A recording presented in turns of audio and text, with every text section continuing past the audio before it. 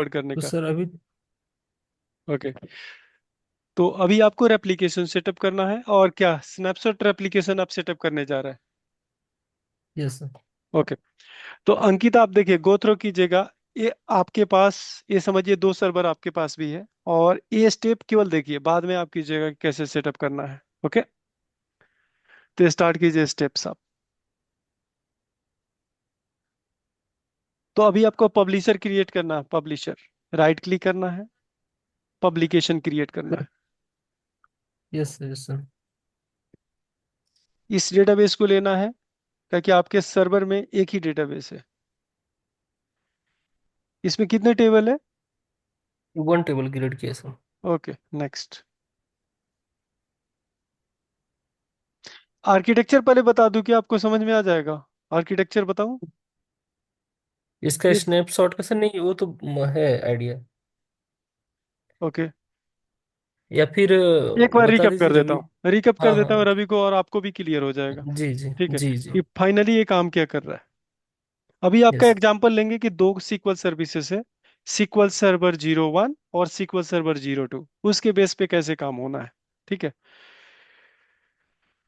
तो मैं ये काम करता हूँ, ये स्टार्ट करता हूँ आर्किटेक्चर, जिससे आपको क्लियर हो जाए कि फाइनली क्या हो रहा ओके सर। है। स्क्रीन विजिबल है आपको? Yes yes sir. मैं ड्रो डॉट आईओ पे जा रहा हूँ।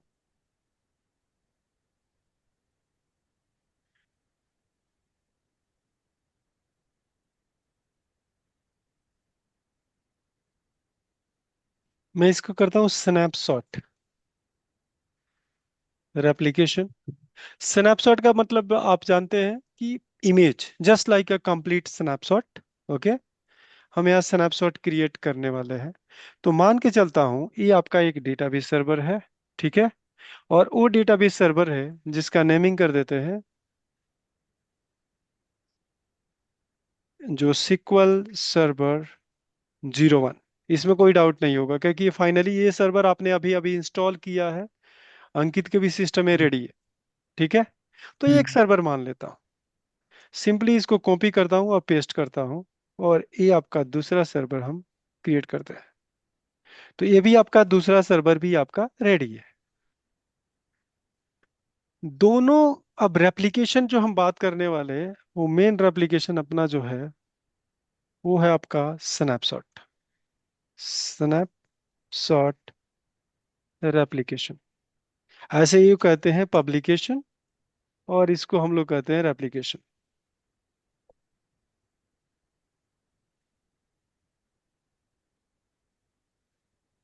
ठीक है, अब ये स्नैपशॉट रेप्लिकेशन बेसिकली यहाँ पे डाटा इनका जैसे डेटाबेस था, क्या नाम था, स्टूडेंट करके था ना Ankit? Student yes sir, portal. Student student details. Database का सर पोर्टल था, स्टूडेंट पोर्टल। स्टूडेंट पोर्टल एक डेटाबेस का नाम था। Yes sir. हो सकता है कि कि रवि को कुछ ये पता ना हो कि ये डेटाबेस बेसिकली क्या होता है।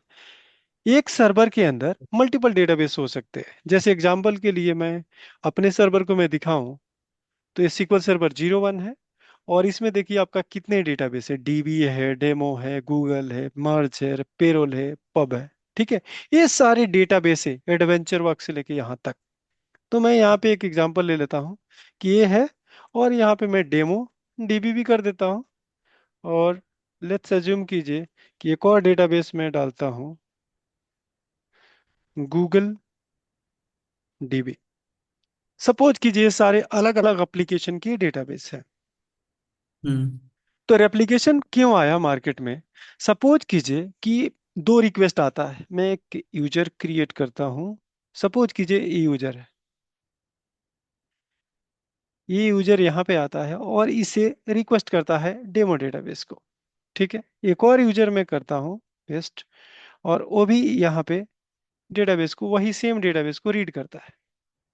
ऐसे ही और भी यूजर है जो आपके आते हैं और डेटाबेस को वही रीड करते हैं, राइट करते हैं। डेटाबेस को रीड राइट का मतलब आप ये टारगेट समझ लीजिए।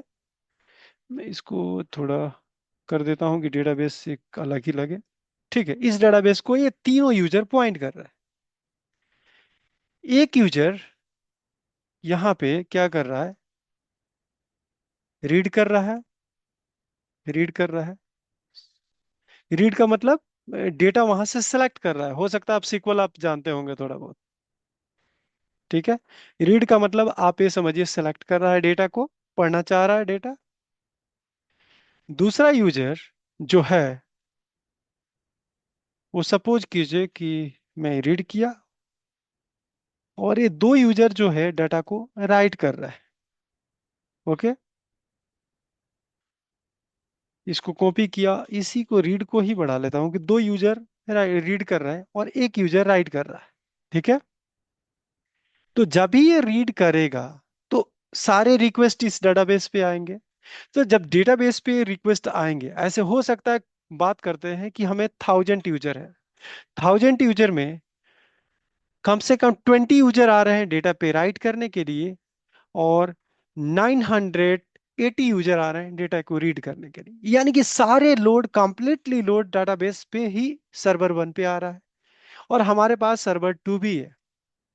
तो इस लोड को बैलेंस करने के लिए हमने कहा कि इसका एक इमेज बनाया, और उस इमेज को ले जाके मैंने इस सर्वर पे डाल दिया, जिसको बोलते हैं स्नैपशॉट। तो यहां से स्नैपशॉट आया और इसके अंदर मैंने डाल दिया। और ये जो यूजर आपके डेटा यहां से रीड कर रहे थे बेसिकली, उनको मैंने यहां से तोड़ा, और मैं कह दिया यहां पढ़ो। इस यूजर को लिया, और फिर इस यूजर को लेके यहां से कनेक्शन ब्रेक किया, और उसको बोल दिया कि तुम एक काम करो, यहां से ना पढ़ के अब इस डेटाबेस से पढ़ो। तो अब देखिए अब क्या हो रहा है। ये दो बंदे डाटा रीड करने के लिए यहां जाएंगे, और जो बंदे को, सॉरी दो बंद सॉरी मैं उल्टा कर दिया। रीड वाले को मैं इसको रिमूव करता हूं, राइट वाला तो यहीं पे काम करेगा। ठीक है। और ये जो रीड वाला जो दो बंदे हैं, उनको मैं राउट कर दिया इस डेटाबेस पे। क्लियर। तो इसे क्या हो गया कि हमने क्या किया, जो लोड है, लोड को डिस्ट्रीब्यूट करने के लिए अलग अलग दो सर्वर बना दिए, दो डेटाबेस बना दिए, कि जो जिसको राइट करना है वो केवल यहां से राइट करेगा, और जिसको रीड करना है वो यहां से रीड करेगा। यानी कि अब सर्वर पे, इस सर्वर पे प्रोडक्शन सर्वर इसको मान लेते हैं, तो प्रोडक्शन पे परफॉर्मेंस अच्छा आएगा। क्लियर। Yes sir. यानी कि अब सब, ये तो एग्जांपल 3 यूजर की एग्जांपल है। सपोज कीजिए कि 3 लाख यूजर आ रहा है, और 3 लाख यूजर अगर एक ही डेटाबेस पे आएगा तो हो सकता है उसको टाइम लगेगा, एक प्रोसेस होगा, दूसरा प्रोसेस होगा, तीसरा प्रोसेस होगा। लेकिन अगर मैं सेपरेट मल्टीपल सर्वर हो और राउटिंग कर दूं कि, तो इसे क्या होगा, लोड बैलेंस हो गया। राइट वाले बंदे इधर जाएंगे और रीड वाले बंदे यहां जाएंगे। सपोज कीजिए एक एग्जांपल लेते हैं कि गूगल ने, मान लीजिए कि अपना क्लाउड स्टोर जो बनाया है, जो अजोर बनाया हुआ है, हो सकता है कि नॉर्थ इंडिया में कुछ डेटा सेंटर है और साउथ इंडिया में डेटा सेंटर है। सो साउथ इंडिया के बंदे जो रिक्वेस्ट करेंगे, वो साउथ वाले डेटा सेंटर से उसको वर्चुअल मशीन या सर्वर बन जाएंगे, या सर्वर क्रिएट हो जाएंगे। जो नॉर्थ वाले हैं वो नॉर्थ से क्रिएट हो जाएगा। जो नॉर्थ वाले को यूजर रिक्वेस्ट करेगा तो नॉर्थ वाले सर्वर को कनेक्ट करेगा, और साउथ वाले रिक्वेस्ट करेंगे तो साउथ से कनेक्ट होगा।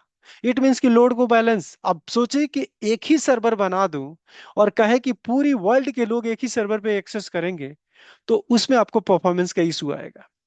और इसके चक्कर में हमारे सर्वर, मल्टीपल सर्वर का रोल आ गया बेसिकली। तो क्या होगा, यहां से यहां डाटा रेप्लिकेट करने के लिए पहला स्टेप होता है आपका स्नैपशॉट क्रिएट करना। स्नैपशॉट यानी कि पूरी डेटाबेस का इमेज, इस डेटाबेस का इमेज बनेगा, और इमेज बन के उसके बाद आपका यहां से ये क्या होगा, डाटा यहां पे रेप्लिकेट होगा। क्लियर। तो इमेज बनने का मतलब ये हुआ, आपको ये माइंड में रखना पड़ेगा कि ये इमेज है। इट मींस, एक सेकेंड, कि इसके अंदर, इस डाटाबेस के अंदर जितने भी टेबल है, फंक्शन है, प्रोसीजर है, व्यू है, डेटा है, वो सारा इमेज यहाँ पे बना, और यहां से इमेज उठा के आपका डे दूसरे सर्वर पे, 02 सर्वर पे आ गया। ये तो हो गया वन टाइम एक्टिविटी, पूरे इमेज लिया ले जाके डाला। ठीक है। तो यहाँ पे होता है स्नैपशॉट एजेंट। बेसिकली क्या होता है, स्नैपशॉट एजेंट होता है जो आपको हेल्प करेगा एक बार स्नैपशॉट क्रिएट करने में, यानी कि आपका इमेज क्रिएट करने में स्नैपशॉट एजेंट आपको हेल्प करेगा। क्लियर। Yes sir. तो ये इमेज क्रिएट हुआ। ओके। और इमेज क्रिएट होने के बाद यहाँ स्नैपशॉट एजेंट यहाँ पे अप्लाई कर देगा, यानी कि जो डेटा यहाँ पे है वो डेटा यहाँ पे आ गया। यानी कि कल के डेट में दोनों डाटाबेस की बात सेम डाटाबेस है, डाटा है। तो कोई भी रिक्वेस्ट यहाँ भी करेगा तो इम्प्लाई टेबल मिलेगा, और यहाँ भी करेगा तो इम्प्लाई टेबल मिलेगा, यानी सिंक होगा डेटा। लेकिन स्नैपशॉट में क्या होता है कि एक बार पूरे इमेज बनता है और यहाँ पे अप्लाई होता है। तो इसमें क्या होता है स्नैपशॉट में कि जब भी स्नैपशॉट अप्लाई होता है तो यहाँ पे जितने भी टेबल होंगे, डेटा होंगे, पहले ड्रॉप होगा और फिर से रिक्रिएट होगा। इसीलिए कंपनी ये सारी यूज करती नहीं है। कि मैं कहूं कि मेरे पास 500 जीबी का डाटा है, वो बार बार क्या होगा, इमेज बनेगा और फिर वहां डाटा ड्रॉप होगा और फिर से क्रिएट होगा। तो ये बहुत एक्सपेंसिव टास्क है। ठीक है। डाटा को लोड करना मैं कहूँ कि 1 टेराबाइट हो सकता है, 5 टेराबाइट हो सकता है, 10 टेराबाइट हो सकता है। तो पूरी 10 टेराबाइट को लोड करना दोबारा, जैसे आज सुबह लोड हुआ फिर कल सुबह लोड होगा तो डेटा लॉस होगा। यानी कि आपका डाटा लोड होने में टाइम लगेगा। हो सकता है कि नेटवर्क आपका कंज्यूम होगा या स्टोरेज आपका कंज्यूम होगा, और अगर मान लीजिए कि मैं क्लाउड पे कर रहा हूं तो मेरा वेस्ट होगा पैसा। तो इसकी सॉल्यूशन को ठीक करने के लिए एक आया ट्रांजेक्शन एप्लीकेशन। तो क्या होगा, फर्स्ट टाइम तो इमेज बनेगा यानी स्नैपशॉट बनेगा, स्नैपशॉट अप्लाई होगा। दूसरी बार से जो भी डेटा इंसर्ट होगा, अपडेट होगा, डिलीट होगा, वो केवल वो रेप्लिकेट होगा। क्लियर। अगला रेप्लिकेशन जो बात हम ये एक बार करेंगे, जो दोबारा बताना। कंपनी यूज करती है, उस रेप्लिकेशन को बोलते हैं हम, जो आगे हम बात करेंगे, ट्रांजैक्शनल रेप्लिकेशन या पब्लिकेशन। तो देखिए ये सेटअप तो कॉमन होना है। ये वाला जो सेटअप है, ये जो सेटअप है आपको सारे सेटअप कॉमन रहेगा। बट नेक्स्ट सेटअप जो होता है कि ट्रांजैक्शन एप्लीकेशन में अगर कोई बंदा यहाँ राइट करता है, ये वाला यूजर राइट करता है, तो केवल राइट, जैसे मान लीजिए कि मैंने इंसर्ट किया एक रिकॉर्ड, एक एक्सेल शीट में एक रिकॉर्ड डाला, एक टेबल में एक रिकॉर्ड डाला, वो डेटा क्या होगा, यहां से मूव करेगा यहाँ पे। यानी पूरे टेबल को ड्रॉप करना और फिर से रीलोड करने का झंझट खत्म हो जाएगा। क्लियर। तो इसके अंदर एक यहाँ पे एजेंट बढ़ जाता है बेसिकली। अगर मैं अगला एजेंट की बात करूं ट्रांजेक्शन एप्लीकेशन में, तो यहाँ होता है लॉग रीडर एजेंट। ये सारे एजेंट होते हैं जो हेल्प करते हैं एप्लीकेशन सेटअप करने में। उसके बाद होता है डिस्ट्रीब्यूटर एजेंट। ठीक है। तो लॉग रीडर एजेंट यहां से लॉग पढ़ेगा और उसके बाद इस डिस्ट्रीब्यूटर डेटाबेस के अंदर डालेगा, और डिस्ट्रीब्यूटर एजेंट जितने भी डिस्ट्रीब्यूटर आपका सब्सक्राइबर बनेंगे उस पे सारे ले जाके डेटा राइट करेगा। अब आपके केस में तो एक ही डेटाबेस है, हो सकता है किसी और के पास सर्वर आपका फ्री है, जैसे अंकित के पास। तो ये चाहते हैं कि डाटा तीनों जगह जाना चाहिए, तो डिस्ट्रीब्यूटर एजेंट यहां भी डाटा डालेगा और आपका यहां भी डाटा डालेगा। क्लियर। क्लियर है, ये बताइए। सर एक बार ये थोड़ा सा बता दो, थोड़ा सा। एक सेकंड, मैं बताता हूँ। एक एक सेकंड के लिए। एक मैं मीटिंग इनवाइट अभी सेंड कर रहा हूँ, ठीक है। उस मीटिंग इनवाइट को ओके। आप लोग दोनों आदमी ज्वाइन कीजिएगा। मैंने रवि को भेज दिया और अंकित को भेज दिया, ठीक है। कह कि अभी 1 मिनट में खत्म हो जाएगा मीटिंग। उसको ज्वाइन कीजिए, वहां पे एक्सप्लेन करते हैं, ठीक है। Thank you.